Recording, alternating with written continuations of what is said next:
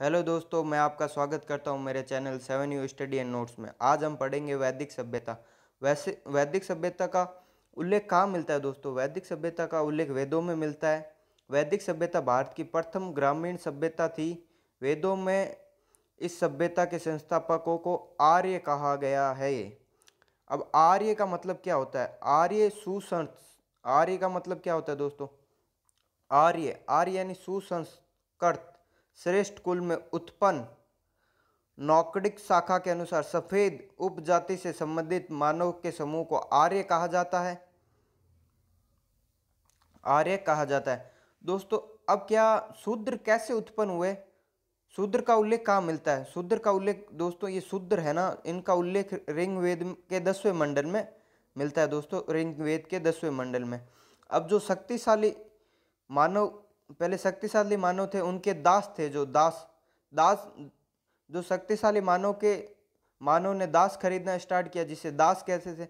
दास से दस्यु हुआ और दस्यु से शूद्र, और शूद्र का उल्लेख कहाँ मिलता है? शूद्र का उल्लेख ऋग्वेद में मिलता है दोस्तों। अब कई विद्वानों में अलग अलग मत है। कई विद्वानों में अलग अलग मत है दोस्तों कि आर्य कहाँ से आए थे। आर्यों का मूल स्थान कौन सा था? अब कई विद्वानों में अलग अलग मत है और कहाँ कहाँ से आए थे। अब दयानंद सरस्वती ने आर्यों को कहाँ से बताया? दयानंद सरस्वती ने बताया कि आर्य तिब्बत से आए थे। बाल गंगाधर तिलक ने उत्तरी ध्रुव के बताया आर्यों को। मैक्स मूलर जर्मन के विद्वान थे, जिन्होंने मध्य एशिया के निवासी आर्यों को बताया। अविनाश इंद्र झा सैंधव समाज सिंधु की सहायक नदी के आसपास के बताया है। अब एक अभिलेख मिलता है जिसका नाम है बेजोई अभिलेख, खोज 1917 हुगो के द्वारा। कहाँ? एशिया माइनर यानी ईरान। कब? 1400 ईसा पूर्व। भाषा इंडो ईरानी। उल्लेख, अब बेजोई अभिलेख में उल्लेख चार ऋग्वेदिक आर्य देवताओं का उल्लेख मिलता है। पहला इंद्र, मित्र, नतस्य और वरुण का उल्लेख मिलता है दोस्तों। अब वैदिक सभ्यता जो है, वैदिक सभ्यता को दो भागों में बांटा गया है दोस्तों। वैदिक सभ्यता को कितने भागों में बांटा गया है? वैदिक सभ्यता को दो भागों में बांटा गया है, दो भागों में। ठीक है, वैदिक सभ्यता को दो भागों में। ऋग्वैदिक काल 1500 ईसा पूर्व से लेकर 1000 ईसा पूर्व तक, और उत्तर वैदिक काल 1000 ईसा पूर्व से 600 ईसा पूर्व तक। अब वैदिक सभ्यता को दो भागों में बांटा गया है। आज हम पढ़ेंगे ऋग्वैदिक काल। ऋग्वैदिक काल के बारे में दोस्तों आप जानिएगा। ऋग्वैदिक काल में हम पढ़ेंगे पहला वैदिक साहित्य। क्या पढ़ेंगे दोस्तों? वैदिक साहित्य। वैदिक साहित्य वेद किससे बना? विद्र प्लस धातु, छा प्लस आ प्रत्यय से बनकर वेद बना है। वेद का शाब्दिक अर्थ क्या होता है? ज्ञान राशि या ज्ञान का भंडार। वेदों की रचना किसने की थी? वेदों की रचना आरूपियन, किसी पुरुष या विशेष की रचना नहीं है, देवी ज्ञान का अंश है। वेदों को क्या गया? वेदों की रचना क्या? किसी पुरुष या विशेष की रचना नहीं है, देवी ज्ञान का अंश है दोस्तों। और वेदों का संकलन किसने किया था? वेदों का संकलन महर्षि कृष्ण देवयान व्यास ने किया था दोस्तों। वेद व्यास। वेदों का संकलन। वेदों की संख्या कितनी है? वेदों की संख्या ऋग्वेद, यजुर्वेद, सामवेद, अर्थवेद। और जो ऋग्वेद है सबसे प्राचीन वेद या वैतर्य कहा गया है। यजु, साम, अर्थ वेदों की रचना अर्थवैदिक काल में हुई थी। अब पढ़ेंगे हम ऋग्वैदिक काल। ऋग्वैदिक काल में दोस्तों देखिए, ऋग्वैदिक काल कहां से लेकर 1500 ईसा पूर्व से 1000 ईसा पूर्व के बीच जो काल रहा था उसे ऋग्वैदिक काल कहते हैं। ऋग्वेद में आदि मानव का प्राचीनतम ग्रंथ, देवीय स्तुति, प्रार्थनाएं, श्लोक या मंत्र। ऋग्वेद में 10 मंडल है। सूक्त कितने? 1028 सूक्त है ऋग मंडल में। और श्लोक मेत्र 10,562 श्लोक मेत्र है, जो कि प्रमाणित नहीं है दोस्तों। अब हम यजुर्वेद की बात करते हैं। यजुर्वेद में देखिए दोस्तों,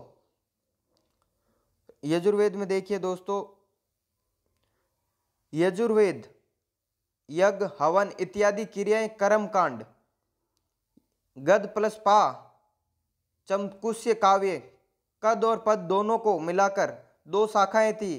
कृष्ण यजुर्वेद, शुल्क यजुर्वेद। कितनी शाखाएं थी दोस्तों? इसकी 2 शाखाएं थी। अवेद, अवेद के बारे में देखते हैं दोस्तों। वेद, यजुर्वेद, सामवेद, अर्थवेद, ये कौन से काल में पैदा हुए? उत्तर वैदिक काल में हुए। पहला है सामवेद। सामवेद में क्या क्या है दोस्तों? सामवेद, सामवेद सम प्लस गायन। सामवेद को भारतीय संगीत का जनक कहा जाता है। इसे संगीत वेद भी कहा गया है। सबसे कम ऐतिहासिक महत्व वाला वेद कौन सा है? सामवेद दोस्तों। सबसे कम ऐतिहासिक महत्व वाला वेद कौन सा है दोस्तों? सबसे कम ऐतिहासिक महत्व वाला वेद है सामवेद। अर्थवेद, अर्थवेद में क्या क्या बताया गया है? अर्थवेद, अर्थवेद में देखिए दोस्तों क्या क्या बताया गया है। अर्थवेद में जादू टोना टोटका औषधि चिकित्सा, सबसे नवीनतम वेद, लोकप्रिय धर्म प्रतिनिधित्व धारणा करने वाला वेद, इसे बर्मा क्षेत्रवेद कहा गया है। इसके अन्य 2 नाम भी है, वर्मा वेद और क्षेत्रवेद। और अर्थवेद में जादू टोना टोटका इत्यादि के बारे में बताया गया है दोस्तों। आगे हम पढ़ेंगे वेद और उनके पुरोहित। वेद और उनके पुरोहित। वेद, ऋग्वेद, यजुर्वेद, सामवेद, अर्थवेद। अब ऋग्वेद का पुरोहित किसे क्या? ऋग्वेद का जो पुरोहित होता है उसे होता या होत्र कहते हैं। यजुर्वेद का आयोत्रत और सामवेद का अर्धगाता और अर्थवेद का पुरोहित किसे कहा गया? ब्राह्मण को कहा गया। अवेद, अवेद, हेलो दोस्तों 2 मिनट रुकिए। वेद और उपवेद। ऋग्वेद का उपवेद आयुर्वेद है, यजुर्वेद का धनुर्वेद, सामवेद का गंधर्ववेद और अर्थवेद का शिल्पी वेद दोस्तों। अवेदांक 6 वेदांक बताए गए हैं। 6 वेदांक, मनुष्य के 6 वेदांक बताए गए दोस्तों। 6 वेदांक कौन कौन से? ये देखिए वेदांक कितने बताए गए? 6 वेदांक बताए गए दोस्तों। कितने? 6 वेदांक बताए गए। 2 टेक्निकल मिस्टेक आ रही है, पता नहीं क्या हो रहा है। 6 वेदांक बताए गए हैं दोस्तों। पहला है ज्योतिषी, जो मतलब आंखों से देखा जाता है। चक्षु, चक्षु यानी ज्योतिष ज्ञान, चक्षु आंखों द्वारा। दूसरा शिक्षा, शिक्षा कहाँ से ग्रहण की जाती है? मुंह के द्वारा या कान। शिक्षा गणा या कान। अब तीसरा क्या बताया गया है? तीसरा ये देखिए, तीसरा ये चौथा देखिए, कल्प यानी हाथों के द्वारा लिखना। तीसरा क्या है? मुख के द्वारा व्याकरण। 5वां छिंद्र यानी पैर। और छठा है निकुरण यानी कान। 6 वेदांक बताए गए हैं। अब कुछ इनके बारे में देखिए। श्रुति यानी सुनना, वेदों को एक पीढ़ी से दूसरी पीढ़ी में सुनकर हस्तांतरित किया गया था, वेदों को श्रुति भी कहा गया है। अब मोस्ट क्या है? वेदों और क्रियाओं को, वेदों और क्रिया कहा गया है श्रुति को।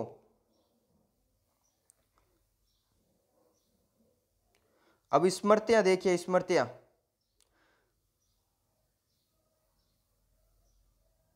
स्मृति के बारे में देखिए दोस्तों। स्मृति क्या होती है? स्मृति या याद करना, स्मृति या याद करना। स्मृतियां वैदिक साहित्य में शामिल नहीं किया गया। वेदों के अनुरूप ग्रंथ सबसे प्राचीन ग्रंथ, मनुस्मृति सबसे प्राचीन ग्रंथ। अब स्मृतियां मतलब याद करना था। वेदों के अनुपूरक ग्रंथ है, मनुस्मृति सबसे प्राचीनतम स्मृति है, वैदिक साहित्य में शामिल नहीं है। आरण्यक, आरण्यक क्या है दोस्तों?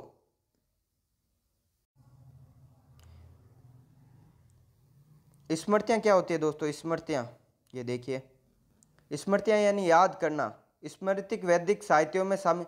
स्मृत वैदिकियां, वेदों के अनुपूरक ग्रंथ, जो मतलब वेदों से ही निकलकर थोड़ा अलग हो। मनुस्मृति सबसे प्राचीनतम स्मृति ग्रंथ है, वैदिक साहित्य में ये शामिल नहीं थी दोस्तों।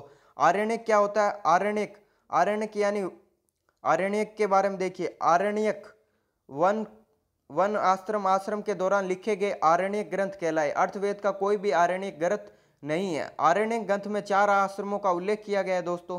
कौन कौन से वो 4 आश्रम होते जानिए। ब्रह्मचार्य आश्रम, ब्रह्मचार्य आश्रम 0 से 25 साल तक की आयु तक। गृहस्थ आश्रम 26 से 50 वर्ष की आयु तक। वन आश्रम 51 से 75 वर्ष वन को गमन यानी संन्यास आश्रम 75 से 100 वर्ष के बीच को संन्यास आश्रम किया गया है, कहा गया है। ब्राह्मण ग्रंथ वेदों की विशेष व्याख्या करने वाले को क्या कहते हैं? ब्राह्मण ग्रंथ। अब उपनिषद किसे कहते हैं? तो उपनिषद के बारे में देखिए, उपनिषद किसे कहते हैं इसके बारे में देखिए दोस्तों, इसके बारे में उपनिषद मतलब उप के मतलब समीप, नी का मतलब ध्यान पूर्वक बैठना, गुरु के पास ध्यान पूर्वक बैठकर। उपनिषद का शाब्दिक अर्थ गुरु के समीप ध्यान पूर्वक बैठकर ज्ञान प्राप्त करना। उपनिषदों की कुल संख्या कितनी है? उपनिषदों की कुल संख्या 108 है। उपनिषदों को वेदांग कहा गया है। प्रमुख वेदांग कौन कौन से? प्रमुख वेदांग कितने हैं? 12। सत्यमेव विजयते मुद्गलकोटोपनिषद से लिया गया है दोस्तों। सत्यमेव विजयते किससे लिया है? मुद्गलकोटोपनिषद से लिया गया। हाल ही में पारित लोकसभा बिल का ध्येय वाक्य क्या था दोस्तों? ये दो मैंने लिख रखा है संस्कृत में।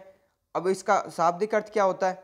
किसी के धन की लालसा मत करो। धन किसका हुआ है, इसका ये शाब्दिक अर्थ है दोस्तों। अब ऋग्वैदिक काल की सबसे प्रमुख नदी कौन सी थी? ऋग्वैदिक काल की सबसे प्रमुख नदी कौन सी है? ऋग्वैदिक काल की सबसे प्रमुख नदी सिंध नदी है दोस्तों। और दूसरी महत्वपूर्ण नदी कौन सी है? दूसरी महत्वपूर्ण सरस्वती नदी है, जिसे नदी तमा भी कहा गया है, समस्त नदियों की जननी भी कहा गया है। अब दशराज्य युद्ध का वर्णन भी मिलता है। अब मैं ऋग्वैदिक काल में उल्लेख ऋग्वेद के 7वें मंडल में कहाँ? रावी नदी, यानी रावी नदी का पुराना नाम क्या है? परुष्णी नदी के किनारे किस किस के मध्य हुआ था? ये राजा भरत सुदास एवं 10 अन्य जनों के मध्य दशराज्य युद्ध हुआ था। विजेता कौन रहे थे? जो भरत राजा सुदास थे वो विजेता रहे थे। मूलतया ये किस वंश के थे? ये त्रिशु वंश के राजा थे। अब वैदिक काल के राजनीतिक जीवन की बात करते हैं हम दोस्तों। वैदिक काल के राजनीतिक जीवन में देखिए, राजनीतिक जीवन। अब राजनीतिक जीवन की सबसे छोटी इकाई क्या थी? परिवार। परिवार से किसकी स्थापना हुई? परिवार से कुल, कुल से ग्राम, और ग्राम से विश्व। विश्व यानी आप विश्व का मतलब तहसील से समझ सकते हो। विश्व से आगे जन, और जन से राष्ट्र की स्थापना हुई। अब परिवार का मुख्य क्या कहलाता? गृहपति। कुल का कुलूप, और ग्राम का ग्रामीणी, और विश्व का विश्वपति, और जन का जो मुखिया होता था गोपा या रक्षक कहलाता, और राष्ट्र का मुख्य साम्राज्य या राष्ट्रपति कहलाता था, अधिपति कहलाता था। अब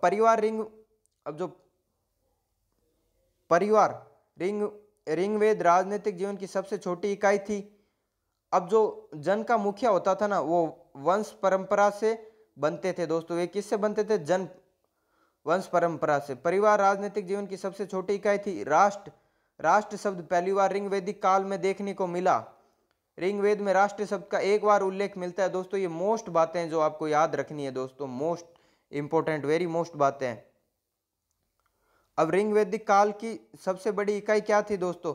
ऋग्वैदिक काल की सबसे बड़ी इकाई क्या थी? ऋग्वैदिक काल की सबसे बड़ी इकाई जन थी दोस्तों। ऋग्वैदिक काल की सबसे बड़ी इकाई जन थी। और जो महाजनपद और होते हैं वो वैदिक काल में बताए गए हैं दोस्तों। अब विद्वता क्या थी? विद्वता के बारे में बताया गया है। विद्वता आर्यों की सबसे प्राचीनतम ग्रंथ मतलब विद्वता आर्यों की सबसे प्राचीनतम संस्था थी। विद्या एवं ज्ञान से संबंधित थी। महिलाओं को भाग लेने का अधिकार प्राप्त था। विद्या शब्द का उल्लेख ऋग्वेद में 122 बार मिलता है दोस्तों। अब सभा क्या होती थी दोस्तों? जैसे आप नॉर्मली समझ सकते हो सभा का अर्थ। सभा क्या होती थी? सभा ऋग्वेद में 8 बार उल्लेख मिलता है। सभा को और क्या क्या है? सभा को निष्ठा भी क्या है? इसमें ग्राम के विद्वान शामिल हुआ करते थे। विद्वजन यानी जो बूढ़े लोग होते थे, ग्राम के सामूहिक मसलों का हल करने के लिए या इकट्ठे हुआ करते थे। महिलाओं को भाग लेने का अधिकार था। और जो महिलाएं सभा में भाग लेती थी उन महिलाओं को क्या कहा था? उन महिलाओं को सभापति कहा जाता था दोस्तों। ये देखिए, किसी पेड़ के नीचे चौपाल के पास कुछ वृद्धजन इकट्ठा होते गए थे और इसे एक सभा कहते थे। सभा में गांव के छोटे मोटे या विद्वान जन शामिल होते थे, जिनमें गांव के कुछ छोटे मोटे फैसलों का किया जाता था। अब सभा के बाद एक समिति होती है। समिति किसे कहते हैं दोस्तों? समिति के बारे में हम पढ़ेंगे। समिति जन के समक्ष लोग शामिल हुआ करते थे। युवा वर्ग, धनंजय वर्ग, जो धनी लोग थे, ब्राह्मण वर्ग। महिलाओं को भाग लेने का अधिकार नहीं था, किसमें? समिति में। ऋग वैदिक काल में महिलाओं को भाग लेने का अधिकार नहीं था। ये दोस्तों मोस्ट इंपोर्टेंट है। नोट, अर्थवेद में सभा एवं समिति को प्रजापति की दो पुत्रियां कहा गया, ये भी मोस्ट इंपोर्टेंट है दोस्तों, इसे आप कर सकते हो। अब समिति का प्रमुख कार्य क्या होता था? राजा पर नियंत्रण रखना, राजा की नियुक्ति करना और पदामुक्ति करना। जैसे आजकल प्रधानमंत्री के लिए विपक्ष और लोकसभा वैसे होते ना, वैसे ही था पहले दोस्तों ऋग वैदिक काल में। अब ऋग वैदिक काल का सामाजिक जीवन कैसा था, इसके बारे में देखिए दोस्तों। ऋग वैदिक काल का सामाजिक जीवन कैसा था?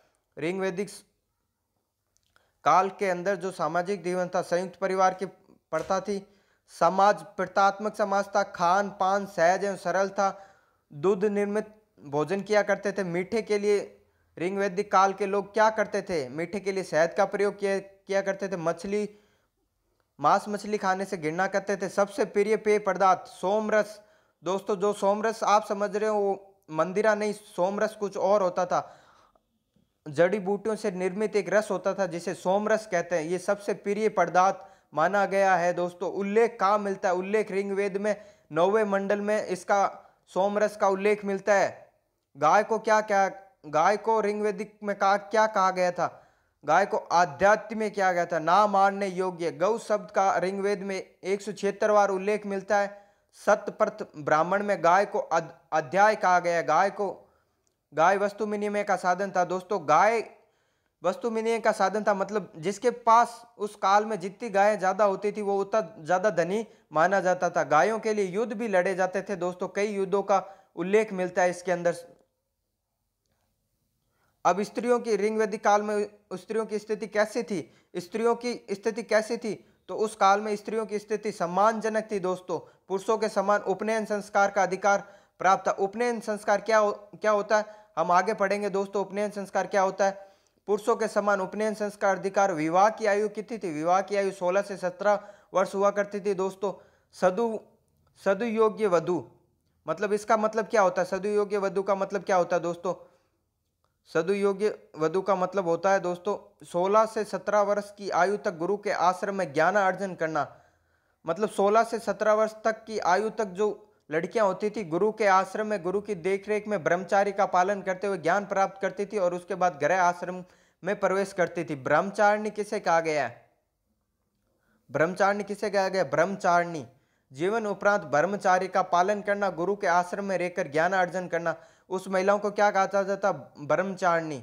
अब कई महिलाओं को ऋषि भी कहा जाता था। ऋषि किन महिलाओं को कहा गया? जीवन पर्यंत ब्रह्मचारी का पालन करना, ज्ञान अर्जन करना, वैदिक मंत्रों की रचना करना, पुरुषों को शास्त्र अर्थ में पराजित करना। अब कई महिलाएं होती थी जो पुरुषों को बराबर टक्कर देती थी और शास्त्र अर्थ में कई बार पराजित करती थी। अब वेदकालीन विदुषी महिलाएं, वैदिककालीन विदुषी महिलाएं। अब वेदकालीन विशुद्धिक महिलाओं की कई के नाम दिए, जैसे सरदा है, चंपा है, गार्गी है, विश्राता है, अल्पा, घोषा, लोपमुदा आदि के नाम दिए थे। महुजा क्या होती थी? आजीवन विवाहित रहने वाली महिलाओं को क्या कहा जाता था? उस काल में महुजा कहा जाता था दोस्तों। और इस काल की वर्ण व्यवस्था कैसी थी? इस काल में वर्ण व्यवस्था के बारे में दोस्तों हम बात करते हैं। वर्ण व्यवस्था उल्लेख कहाँ मिलता है? ऋग्वेद के 10वें मंडल में पुरुष सूक्त के अंदर वर्ण व्यवस्था का उल्लेख कहाँ मिलता है? ऋग्वेद में 10वें मंडल में पुरुष सूक्त में इसका उल्लेख मिलता है दोस्तों, इसका उल्लेख मिलता है। अब जाति थी जो 4 प्रकार की जाति थी: ब्राह्मण, क्षत्रिय, वैश्य, शूद्र। अब ऋग्वेदिक काल, उस काल में क्या था कि जाति थी जो आदमी के कर्म पर आधारित थी। अभी जैसे कोई राजा हुआ करता था उस काल में, वो जात से क्षत्रिय था, उसका पिता पुरोहित था, माता शूद्र थी, अलग अलग हुआ करते थे। अब ब्राह्मण की उत्पत्ति कहाँ से हुई थी? मुख से, क्षत्रिय की भुजाओं से, वैश्य की जंघा से और शूद्र की पैरों से। अब इनके कार्य क्या थे? ब्राह्मण का कार्य यज्ञ हवन करना, क्षत्रिय का कार्य क्या था? शासन या रक्षा करना, वैश्य का काम वाणिज्य व्यापार करना, शूद्र का काम निम्न वर्ग के कार्य करना। अब आश्रम व्यवस्था के बारे में पढ़ेंगे। आश्रम व्यवस्था संपूर्ण मानव जीवन 100 वर्ष का मानकर उसे 4 भागों में विभाजित किया गया था। ब्रह्मचार्य बाला आश्रम, ये कब से कहां तक होता था? ये सॉरी दोस्तों थोड़ा आगे चला गया। बालाश्रम उपनयन संस्कार से प्रारंभ होता था। उपनयन संस्कार का अर्थ मैंने बताया था, आगे बताऊंगा। उपनयन का मतलब समीप ले जाना, गुरु के समीप ले जाना। उपनयन संस्कार मतलब गुरु के समीप ले जाना और ज्ञान प्राप्त करना। उपनयन संस्कार से ये स्टार्ट होता था और समावर्तन संस्कार से पूर्ण होता था। समावर्तन मतलब संपूर्ण शिक्षाओं से पूर्ण होकर समावर्तन सम्यक रूप से लौट आना। गुरु के आश्रम में रहकर समक्ष विद्याओं में निपुण होना समय को दर्शाता है। अब गृहस्थ आश्रम 26 से 50 वर्ष तक की आयु तक, इसे संसार में रीढ़ की हड्डी कहा गया। इसे क्या गया? इसे संसार की रीढ़ की हड्डी कहा गया। वनाश्रम, ये देखिए वनाश्रम 51 वर्ष से 75 वर्ष की आयु तक वन को गमन करना, मानव संपूर्ण जीवन का हित करना। इसी दौरान आरण्यों की रचना की गई। इसमें किसकी? आरण्यों की रचना की गई। संन्यास आश्रम 75 से 100 वर्ष की आयु तक संन्यास आश्रम, पूर्ण रूप से विरक्त होना, ईश्वर की भक्ति करना, ईश्वर में लीन होना और मोक्ष की प्राप्ति करना। दोस्तों, मोक्ष की प्राप्ति करना। अब यहाँ का धार्मिक जीवन कैसा था, धार्मिक जीवन के बारे में चर्चा करेंगे दोस्तों। धार्मिक जीवन, जो इस काल के लोग थे दोस्तों, इस काल के जो लोग थे, इस काल के लोग थे वो एकावादी ईश्वर को मानते थे। एक ईश्वरवादी थे, मतलब एक ही ईश्वर को मानने वाले थे। प्रकृति की पूजा किया करते थे। अब मैं प्रकृति की पूजा कैसे किया करते? जो दिखता था। अब देखिए, मैं इसको थोड़ा इमेज को छोटा कर देता हूँ। अब मैंने आपके लिए बना रखा है। अब देखिए, ये बादल है, ये बादल, सूर्य, ये बीच में वरुण देवता, ये नदी, ये धरती। तो जो आकाश के देवता होते थे उसे क्या कहते थे? घोष। और एक सूर्य देवता हो गए। जो आसपास इधर ये हवा के देवता कौन थे? वरुण देवता। ऋग्वेद के सबसे प्रमुख देवता कौन थे? वरुण देवता ऋग्वेद के सबसे प्रमुख देवता थे दोस्तों। अब ऋग्वेद के सबसे प्रमुख देवताओं को ये इसमें कुछ वर्णन किया गया। ऋग्वेद में सबसे प्रमुख देवता इंद्र, 250वें सूक्त में इनका वर्णन मिलता है। इसे क्षुद्र भी कहा गया है, पुष्पेंद्र भी कहा गया है, बारिश एवं तूफान के देवता या किलों को तोड़ने वाला भी कहा गया है। दूसरे प्रमुख देवता कौन थे? इसके दूसरे प्रमुख देवता कौन थे? इसके दूसरे प्रमुख देवता अग्नि देव थे, जिस 220वें सूक्त में इनका वर्णन किया गया। आहुतियों का देवता या गौस का पुत्र यानी वायु का, बादलों का पुत्र कहा गया है। तो आज हमने इस लेक्चर में सारा उत्तर वैदिक काल पढ़ा है दोस्तों। ये देखिए, मैं आपको शुरू से ये वैदिक सभ्यता हमने पढ़ी, उसके बाद ऋग वैदिक काल पढ़ा। अब अगले जो लेसन में हम उत्तर वैदिक काल पढ़ेंगे दोस्तों। पार्ट 2 में उत्तर वैदिक काल पढ़ेंगे, जो छोटा होने वाला है। और ये देखिए, ऋग वैदिक काल पढ़ा हमने सारा, क्या इसकी वर्ण व्यवस्था रहने वाली है। तो दोस्तों, हमारे चैनल को लाइक करें, सब्सक्राइब करें, कमेंट करें दोस्तों। हम आपके लिए ऐसे शॉर्ट नोट्स के रूप में छोटे ही कम टाइम में पूरी की पूरी नोट्स लाते रहेंगे। जय हिंद, धन्यवाद दोस्तों। मिलेंगे अगले वीडियो में जिसमें मैं पढ़ाऊंगा उत्तर वैदिक काल। Okay, subscribe.